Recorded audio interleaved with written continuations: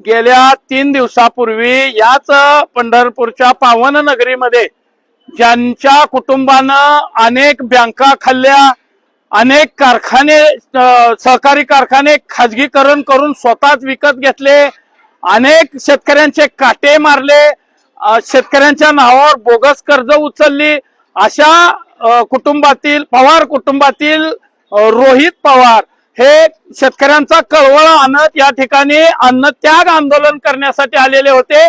ही आमची पावन विठुरायाची पावन भूमी या ठिकाणी अशुद्ध करण्याचं काम त्यांच्या कडून झालेलं होतं।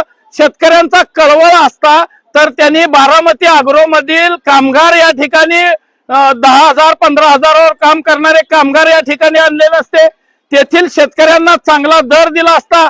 सहकारी कारखाने शेतकऱ्यांचे कारखाने ह्यांनी खाजगी कर्जबाजारी करून खाजगीकरण करून स्वतःच विकत घेतले नसते, ह्यांना काय शेतकऱ्यांचा कळवळा येणार आहे। आणि या राज्यामध्ये अनेक शेतकरी चळवळीत आंदोलन करणारे लोक आहेत। 10-10 15-15 दिवस जरी त्यांनी आंदोलन केलं, उपोषण केलं, त्यांचं 10-10 15-15 किलो वजन कमी झालं तरी सुद्धा हे सत्तेमध्ये असताना कुणाकडे बघायला गेलेलं नाहीत।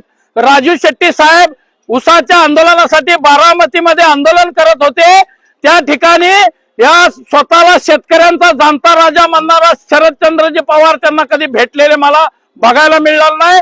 कधी त्यांनी शेतकऱ्यांची व्यथा जाणून घेतलेली नव्हती, म्हणून ही अशुद्ध झालेली भूमी आज आम्ही गोमूत्र आणि आमचं पवित्र असं चंद्रभागेचं तीर्थ या ठिकाणी टाकून पवित्र केलेलं आहे। त्यांनी अन्नत्याग केला होता ना।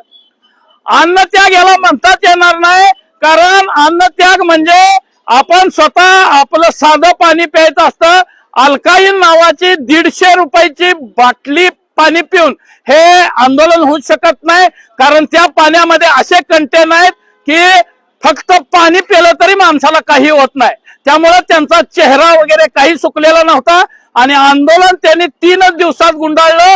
मंत्री गिरीशजी महाजन साहेबाला त्यांनी 7 वेळा फोन केले, त्यांच्या आत्या सुप्रियाताई सुळेंनी फोन केले आणि हे काही करून आंदोलन थांबवा, आम्हाला काहीतरी आश्वासन द्या। ज्या पद्धतीने रोहित पवार या ठिकाणी आलेले होते, सर सकट कर्जमाफी झाल्याशिवाय मी उठणार नाही, परंतु 3 दिवसात ते या पंढरपूरच्या नगरीतून आमची नगरी अपवित्र करून निघून गेली। अल्काईन सरकार 150 रुपये काहीतरी किंमत आहे त्या पाण्याची, ते पाणी मध्ये आंदोलन केलं, स्वतःच्या आरोग्याची काळजी घेत, म्हणजे शेतकऱ्यांच्या व्यथा वेदनेची थट्टा उडवली म्हणायची।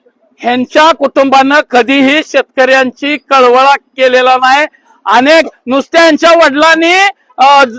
वडिलांच्या मार्गदर्शनाखाली चाललेल्या कंपन्याचा CSR फंड जरी वापरला तर संपूर्ण देशाचं कर्ज माफ होईल इतका अमाप कंपन्या यांच्या आहेत। म्हणजे रोहित पवार यांचा अन्नत्याग आंदोलन एक सुपर राजकीय स्टंट म्हणायचं। रोहित पवार यांनी या ठिकाणी सुपर राजकीय स्टंट करण्याचा प्रयत्न केला।